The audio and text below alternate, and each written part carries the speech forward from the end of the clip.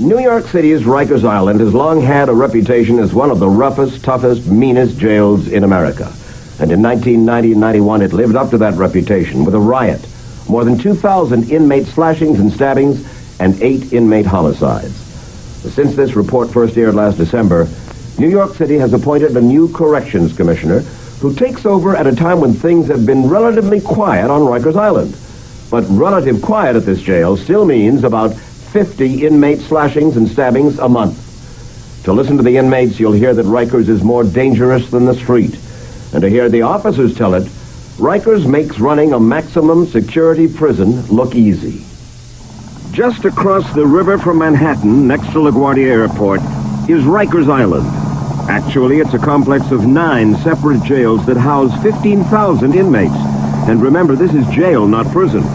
Which means that while some inmates serve brief terms here, most are just awaiting trial and cannot make bail. New prisoners arrive daily, and 1,000 go back and forth to court each day. With an average stay of just 2 months, about 100,000 inmates pass through Rikers each year. But the constant turnover makes this place hard to run. Inmates enter Rikers through this receiving room. This is my jail. You don't come here around. Listen, you guys cut the bullshit. Right here. Cut it out. You guys play around with somebody, I'm gonna be on you. I'll be on you. Veteran officers Mike Melendez and John Reyes lay down the law. Robinson, you got court date today. I don't want you guys playing around with these guys. Leave these guys alone. You guys mess around, I'm gonna mess around. Williams Morales. When officers assign beds, they try to group inmates so that an accused shoplifter won't end up next to a murderer. Roberto Romano. But Rikers is so overcrowded, just finding a bed for an inmate can be a problem. There's no room. There's actually no room. Right now, we got 40 inmates, and we have 1 bed in this institution. 40 inmates, 1 bed? 1 bed. So where do they sleep? You're looking at them, Mike. You mean sitting on the benches, on the floors? There it is. It used to be worse. Inmates slept in bullpens for up to a week until a judge ordered the city to pay prisoners $150 if they didn't get a bed within 24 hours. Let's get your stuff. $150 if they don't get a bed in 24 hours? So our next, another $100 for every 12 hours that it exceeds the 24. They could wind up making more money than you make, John. They can wind up getting out of here on bail. By us. All right, these guys are on their way to where? X-rays. They're coming back from another jail that had X-rays taken. So they get pretty good health care. Free medical, free dental. They don't pay for anything. 3 hots and a cot. Remember, most of these men are awaiting trial. They're innocent until proven guilty in a city that gives its jail population a lot of rights. So they wear their own clothes and keep stockpiles of fancy footwear. Even jewelry is allowed. Inmates are entitled to a 6-minute daily telephone call out, but they talk longer and fights over who uses the phones are common. An inmate can even bring a Walkman from home. At meals, inmates choose Muslim, kosher, or regular. And they get daily trips to well-stocked law libraries. And all this leaves officers with an attitude. They say inmates get better treatment than they do. Hey, man, look, don't spit. All right? Officers also say these rights breed violence. So why don't you turn it in? Turn it into property, it'll be safe there, and you won't have any hassles with any other inmates. The problem is this watch. Officers Melendez and Reyes want it put in storage, but the inmate insists on keeping it. Why you want a chance getting hurt in here? Over a watch or a chain? Is it worth it? At least if it gets lost here, you're insured for it. We'll take care of it. These officers have seen new arrivals get stabbed for less. Let's go, come on.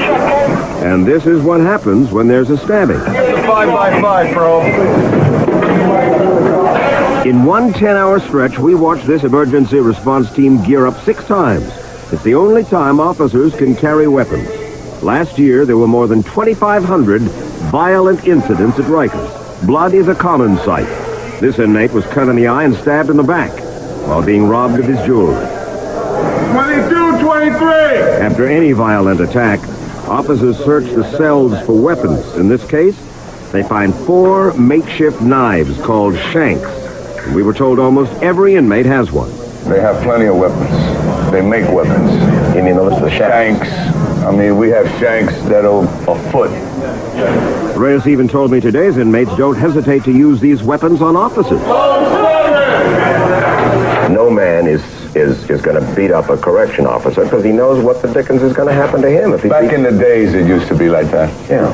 In the old days. Now, they'll cut an officer just as fast as they'll cut an inmate. You ever afraid in here? Honest. Every day.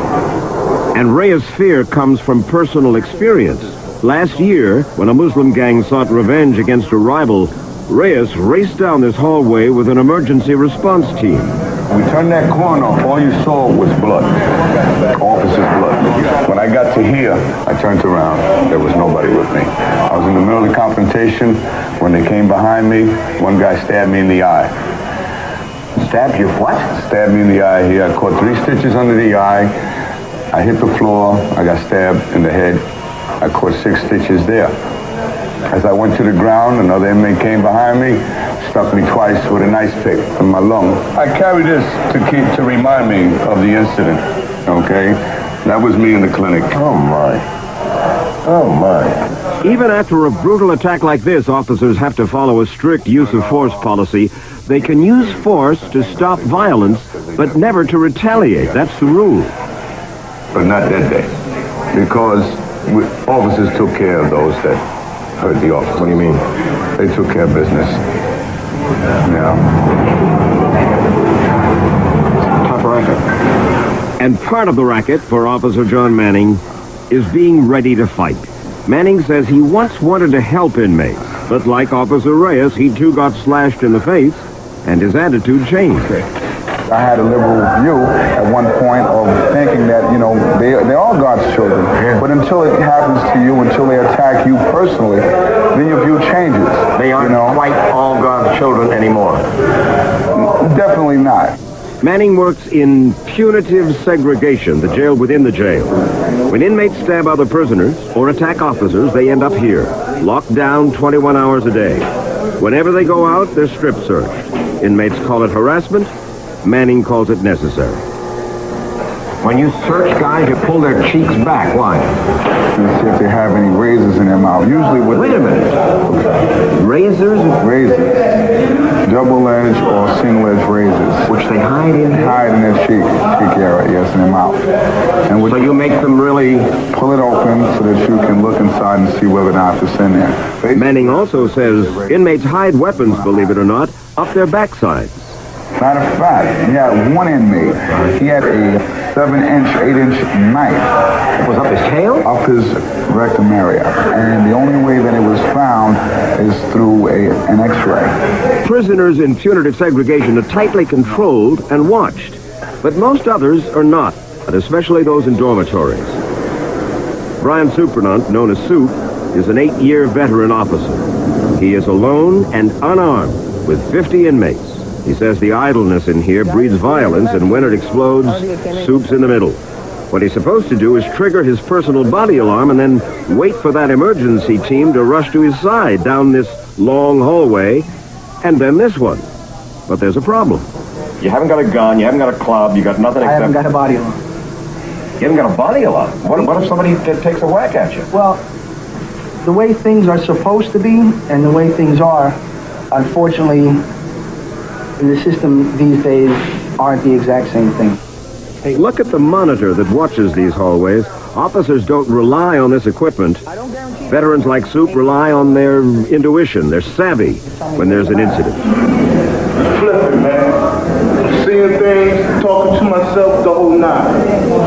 We gotta find your bed somewhere. I want to get off this island. I want to get off this building, period. Now, I'm supposed to have been out of here a long time ago. Soup tries to calm an inmate with something they call IPC, interpersonal communication. Let me put the paperwork in, all right? I'll give it to the captain when he makes his tour. I'll let the captain know that you want to go see the psych. But 1 out of 3 officers here are rookies. And listen to what Soup would have done as a rookie in this situation. I probably would have told him, listen, you're in jail, that's the deal, okay? You want to go in, you could walk in, or you can be made to go in, okay? And I'm not talking no IPC at the time. There is another reality at Rikers. Inmates call them their house leaders. Guys like Tony Vasquez tell other inmates what they can and cannot do.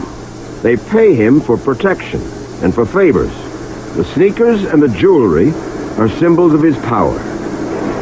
What do you do with all this gold? Look at this. 4 rings, gold. How come you get to wear all this jewelry? That's entirely up to the correctional facility. If they don't want me to wear it, I'll send it home kindly. There's no problem with that.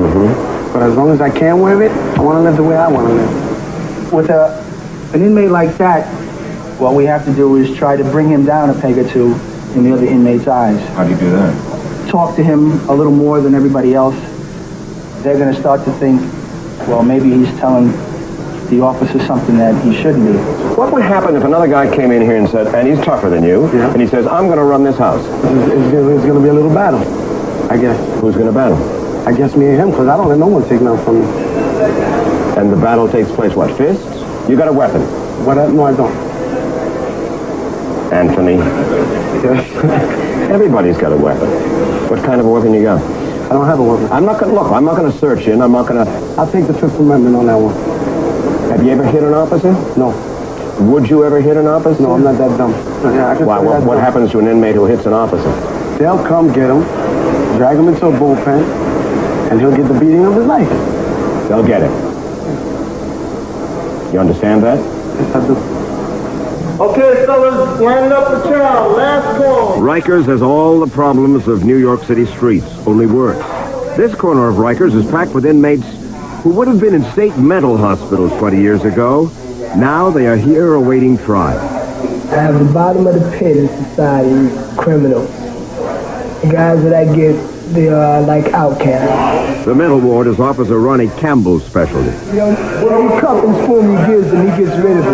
So that's what he used for a cup, and he uses his hands for food, for a spoon. Is it as dangerous for you in here as it is for some of the other officers out with the general population? It is, because these guys here can go off their rocker at any given moment without a warrant.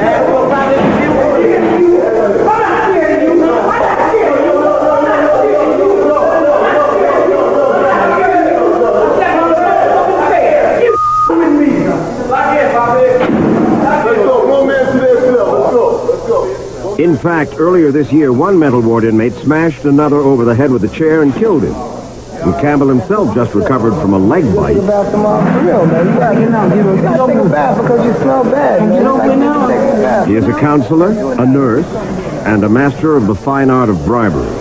For some inmates won't take care of their most basic needs without a push. This time, Campbell trades a cigarette for a shower. Go ahead, I got the cigarette right here. You see it, right? You don't do a good job, you don't get the cigarette. You ain't gotta hurry up. You got a lot of time. Take your time. Very good, very good. Excellent.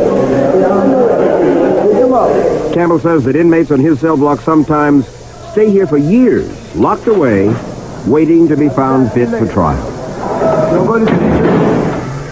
Meantime, New York City plans to stuff yet 1,000 more inmates into this overcrowded island at the end of LaGuardia's runways.